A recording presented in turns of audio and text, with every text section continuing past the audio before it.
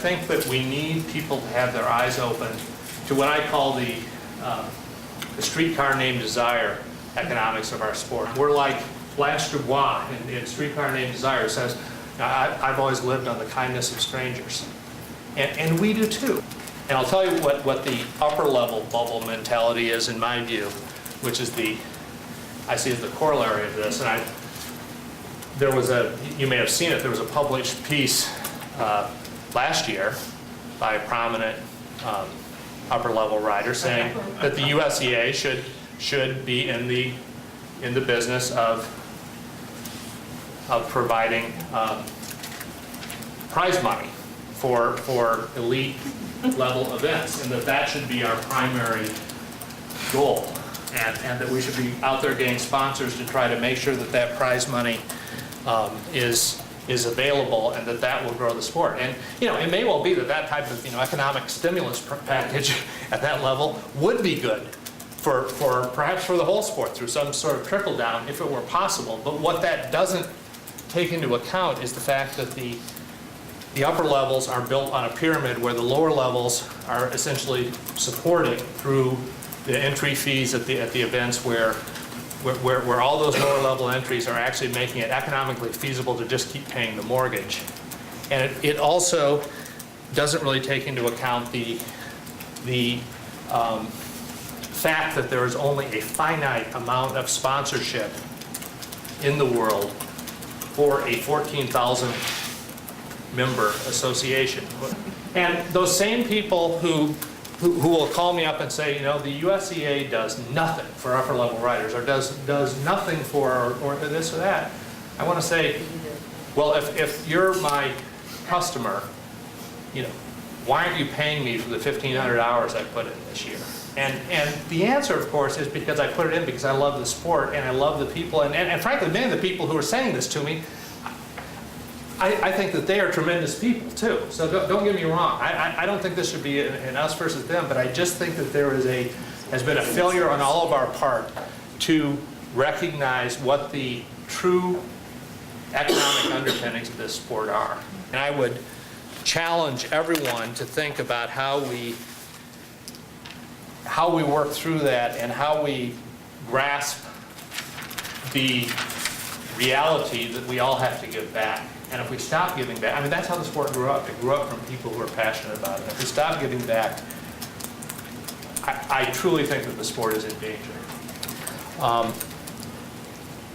The next point that I've got is the difficulty of getting new officials involved and getting a new generation of people involved who are going to give back to the sport. But I was talking to Loris Henry, who most of you know is a national level official the other day, and she mentioned how she was going to go and get paid $375 for a long weekend of judging in an event. And she said, we've got this fast track system with riders, upper level riders, where we're trying to encourage them to come into being officials. But an upper level rider can go do a clinic and make several times that in clinic fees in a weekend. And so, in a very narrow way, getting back to economics, their economic self-interest is in doing the clinic and not becoming an official. And and in the real world, $375 is 1 hour of my time as a lawyer. So that is a tremendous sacrifice for people.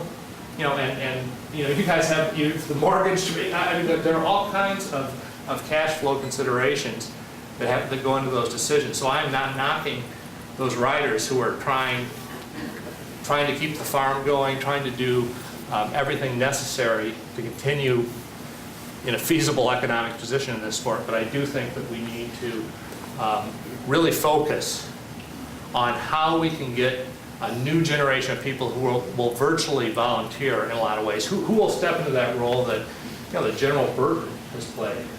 Jack Burton has played for, 50, 60 years. And at the USEA level, we really do want to find people in that 25 to 35-year-old, 25 to 40-year-old even group who want to step up and be the next generation of leaders, because we don't want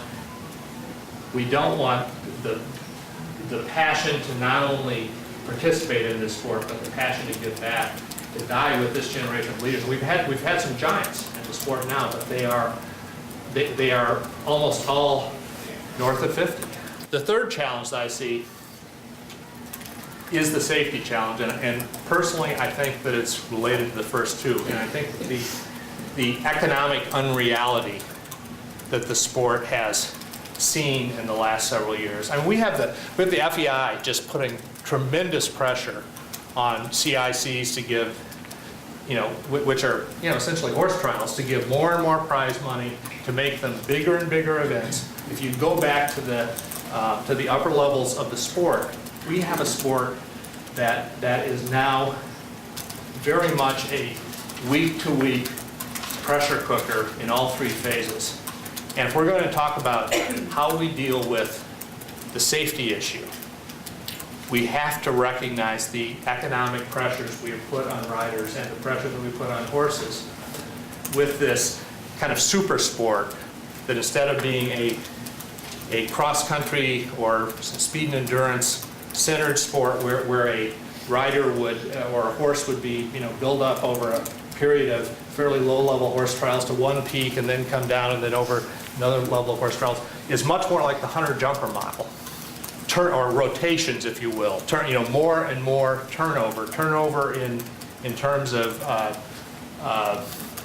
the number of horses who come in and who are prepared quickly and then sold for a profit. Again, getting back to economics, in terms of the number of students who you take out to the event and you coach around. Now you've got a whole kind of mechanized convoy going out to an event, and in terms of the number of horses that some riders are riding. Personally, I don't have the answer to all this. While I agree 100% with David O'Connor, who said that our biggest problem, safety in this sport, is that we need to find a way not to have horses hit the ground. We need to prevent horse falls in all ways possible. And I don't have the answer for doing that, and I would also urge people not to come to the conclusion that that you're ever going to prevent every horse fall, or that horses somehow did not fall back in the good old days. We have to face up to the reality of the situation that we have a sport where horse falls can occur and where there is an element of risk that we will never completely remove from the sport. But if we do not address the element of safety from the point of view that we have moved the sport into a much more high-pressure business type of activity at the upper level. But I think we've done some things that are very important, and in terms of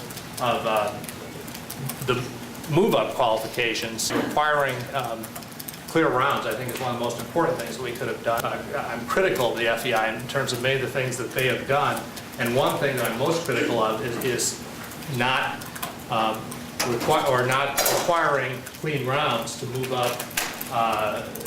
move your horse at every level. I mean, theoretically, at the FEI levels, a horse could never go clean and do Rolex, which makes no sense at all. And I think that we're making progress in terms of that. We're making progress in terms of some of the things that I think that there is controversy about, such as dangerous riding or the one fall rule. But we have raised the consciousness of people that there is an issue, and I think that is very important.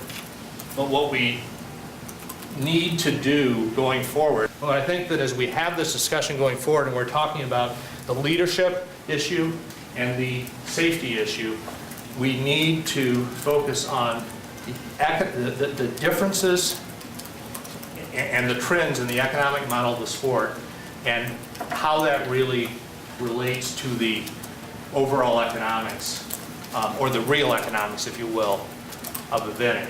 Because economics is in one sense boring, but it is the bottom line way that we sustain our sport, is by finding a foundation that makes sense. And I think that foundation is one that we've frankly moved away from, which is a foundation of everyone volunteering, everyone giving back, everyone realizing that this sport will never be a truly, or should never be, a truly standalone, bottom line oriented business, and that if it is, we will compromise both the spirit of the sport and what's fun about the sport, and frankly, at the end of the day, it's just so much fun, and we'll also compromise safety. I really honestly think we will.